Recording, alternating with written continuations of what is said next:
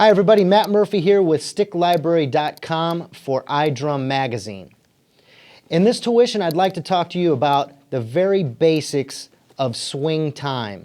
And by swing time, I mean jazz, could be bebop, could be, just that era of music, jazz. And the difference that you'll find with this style of music is that it is based on a triplet subdivision.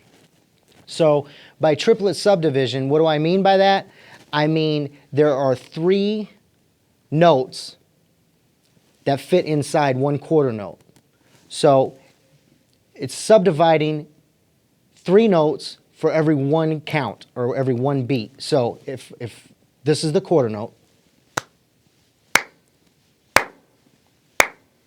triplet, triplet, triplet, triplet, triplet, triplet, triplet, triplet. You could also count it this way: 1 and 2 and 3 and 4 and 1 and 2 and 3 and 4 and 1. Most of us are really used to hearing things subdivided in 1/8 notes. Straight 1/8 notes. This is one particular style of music that is not subdivided in that manner. It is subdivided in triplets. So let's figure out what the jazz ride pattern is or the swing ride pattern is and how do we make it as good as we can. Okay, so there's basically 6 notes in the jazz ride cymbal pattern. 1, 2, 3, 4, ah. And then it turns back around into 1. Let's do that again. 1, 2, 3, 4, 1. 2, 3, 4, 1.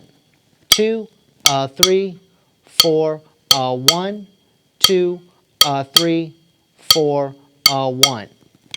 Now, that pattern has got to swing. And a lot of times if we're not subdividing that triplet pulse, then it's not going to swing. It's not going to lay right. We want it to lay right. So how do we make that happen? There's a rudiment that if we turn it around just a little bit, it will play this ride cymbal pattern for us. And it's essentially a paradiddle diddle, which is right, left, right, right, left, left. Right, left, right, right, left, left. Okay? But what I'm doing is I'm going to back this up 3 counts and I'm going to add a right, left, left in front. Okay? So right, left, left, and then paradiddle diddle. All right? So here's what that sounds like. 1, 2, 3, 4.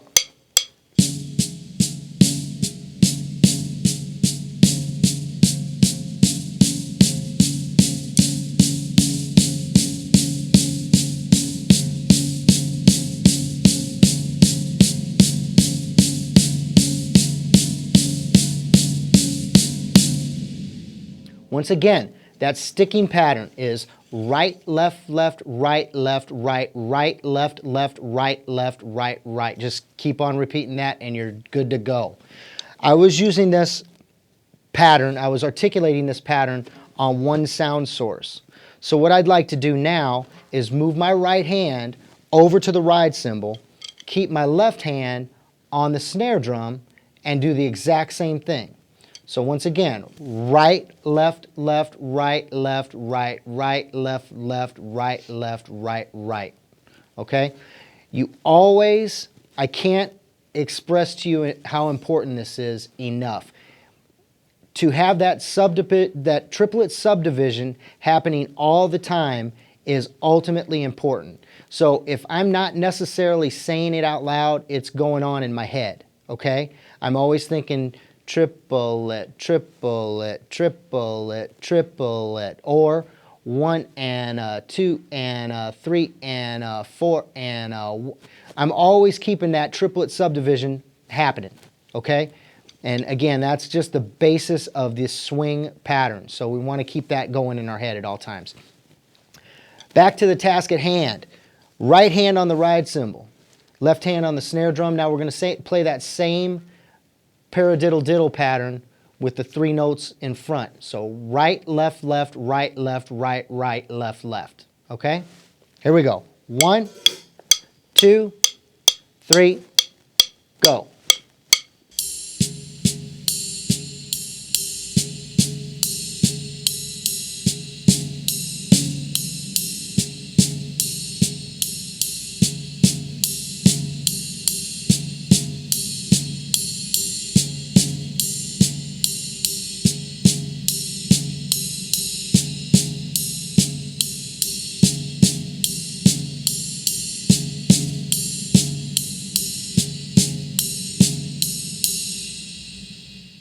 Okay, now check this out. What I'm going to do is now I'm going to do this exact same thing.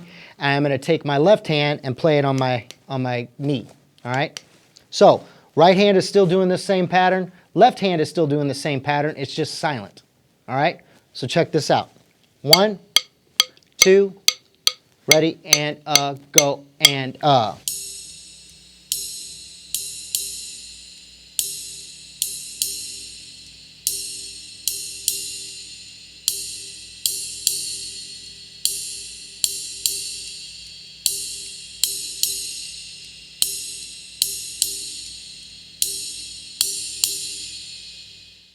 And what I'm really trying to do with this, guys, I'm trying to make every note on my ride cymbal sound the same.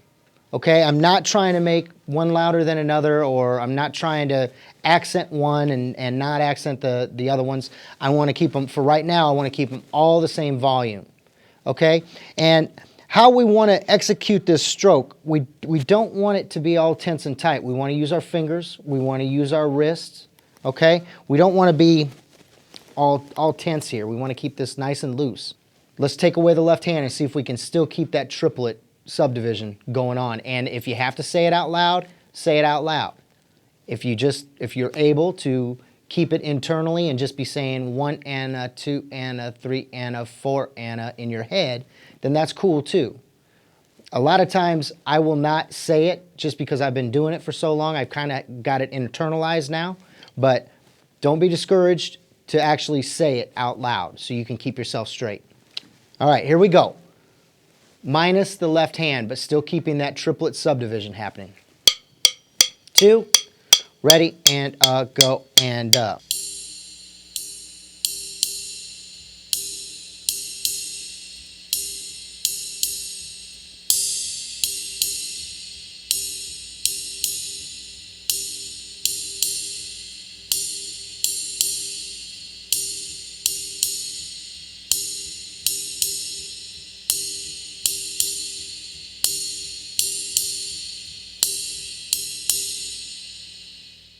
All right, great guys. Now you got it, okay? You've got that basic jazz ride cymbal pattern.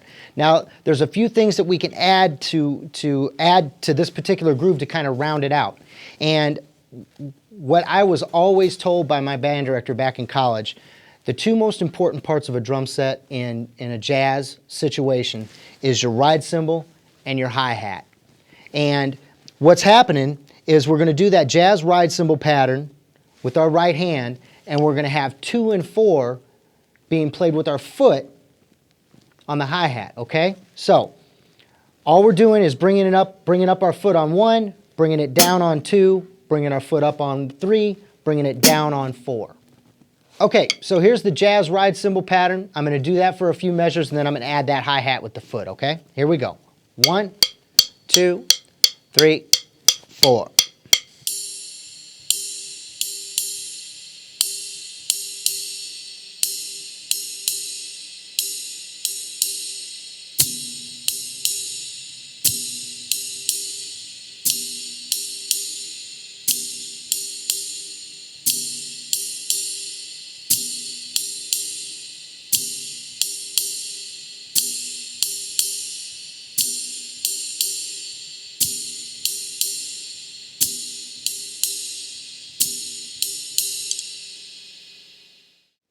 So let's speed this up just a little bit. We're going to go with the ride cymbal and the hi-hat on 2 and 4, okay? Here we go. 1, 2, 1, 2, 3, 4.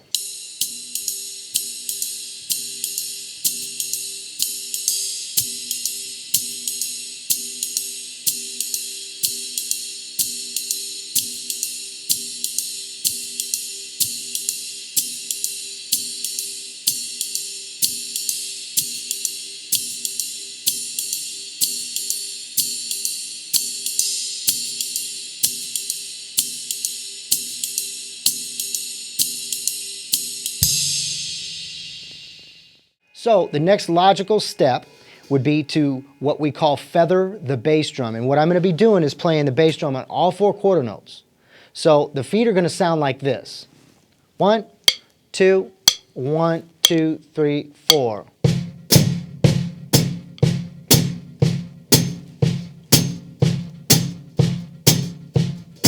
Once you get that feeling comfortable, now you still want to have that triplet subdivision happening.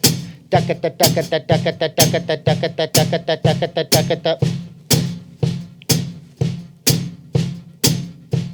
right, here's our right hand.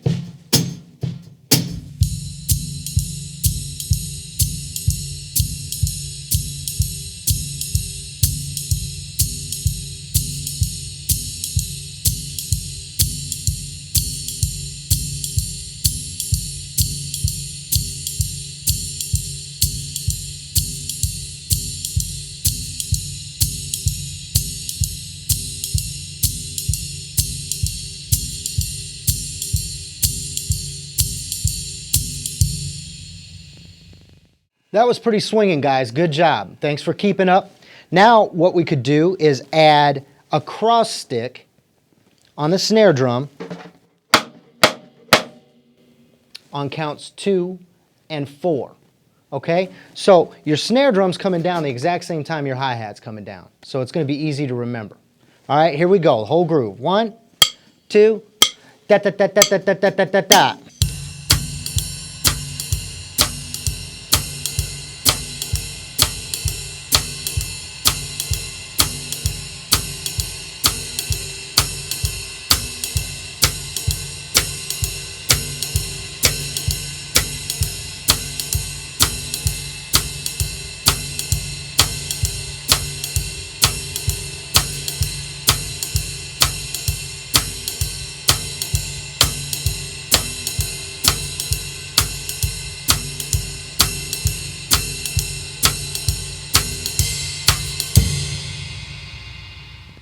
Thanks a lot. I'm Matt Murphy for Sticklibrary.com here at iDrum Magazine.